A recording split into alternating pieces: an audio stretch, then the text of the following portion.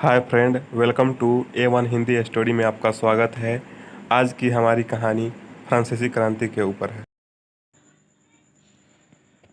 18वीं शताब्दी के 70 से 80 के दशकों में विभिन्न कारणों से राजा और तत्कालीन राज व्यवस्था के प्रति फ्रांस के नागरिकों में विद्रोह की भावना पनप रही थी।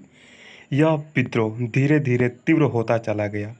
अंततोगत्वा 1789 में राजा लुई 16वां को एक सभा बुलानी पड़ी। इस सभा का नाम जनरल एस्टेट था।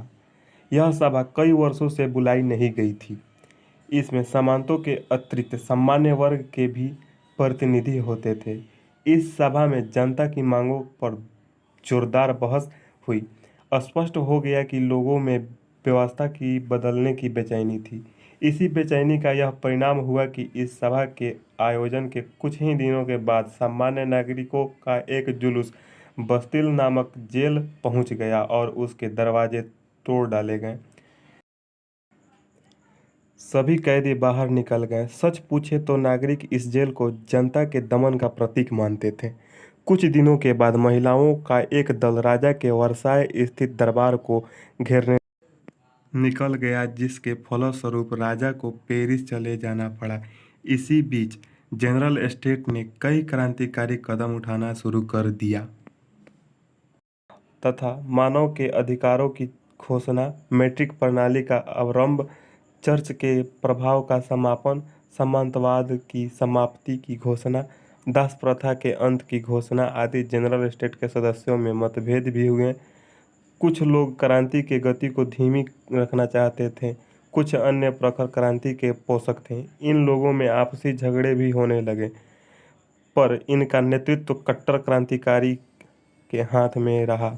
बाद में इनके नेता मैक्सिमिलियन रोबेस्पियर हुआ, जिसने हजारों को मौत के घाट उतार दिया। उसके एक वर्ष के नेतृत्व को आज भी आतंक का राज कहते हैं। इसकी परिणाम स्वरूप लुई 16वां और उसकी रानी की हत्या से हुई। राज परिवार के हत्या के पश्चात यूरोप के अन्य राजाओं में क्रोध उत्पन्न हुआ और वे लोग संयुक्त सेना बना बनाकर क्रांतिकारियों ने भी अपना सेना बना ली, जिसमें सामान्य वर्ग के लोग भी सम्मिलित हुए। क्रांति के लिए नए नए उत्साह के कारण क्रांतिकारियों की सेना बार बार सफल हुई और उसका उत्साह बढ़ता चला गया। यह सेना फ्रांस के बाहर भी भूमि जीतने लगी। इस बीच इस सेना का एक सेनापति, जिसका नाम नेपोलियन बोनापार्ट था, अपनी विजयों के कारण बहुत लोकप्रिय हुआ। इधर फ्रांस के अंदर कट्टर क्रांति से लोग उब चुके थे। इसका लाभ उठाते हुए और अपनी लोकप्रियता को भुनाते हुए नेपोलियन ने सत्ता पर कब्जा कर लिया और एक कॉन्सुलेट बनाकर शासन करने लगा।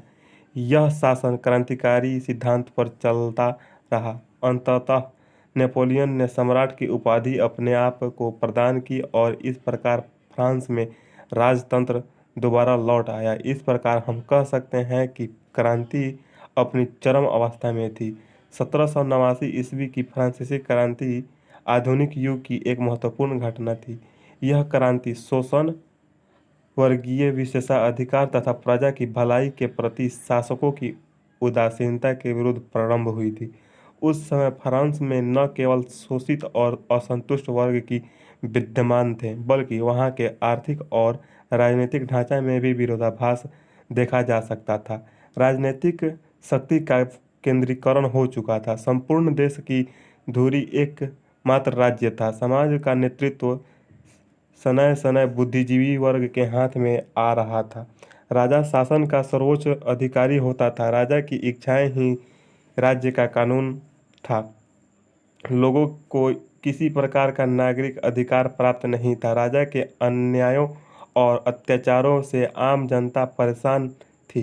भाषण, लेखन और प्रकाशन पर कड़ा प्रतिबंध लगा हुआ था। लोगों को धार्मिक स्वतंत्रता भी नहीं दी गई थी। राष्ट्र की संपूर्ण आय पर राजा का निजी अधिकार था।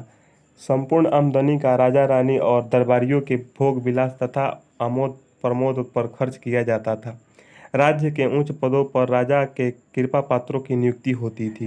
स्थानीय स्वशासन का अभाव था। फ्रांसीसी समाज को दो टुकड़ों में बांटकर रह गया था। एक सुविधा प्राप्त वर्ग और दूसरा सुविधा विहीन वर्ग। फ्रांस की क्रांति का प्रभाव विश्वव्यापी हुआ। इसके फलस्वरूप निरंकुश शासन तथा सामंती व्यवस्था का अंत हुआ। प्रजातंत्रात्मक शासन प्रणाली की नींव डाली गई। सामाजिक, आर्थिक और धार्मिक व्यवस्था में महत्वपूर्ण सुधार लाए गए।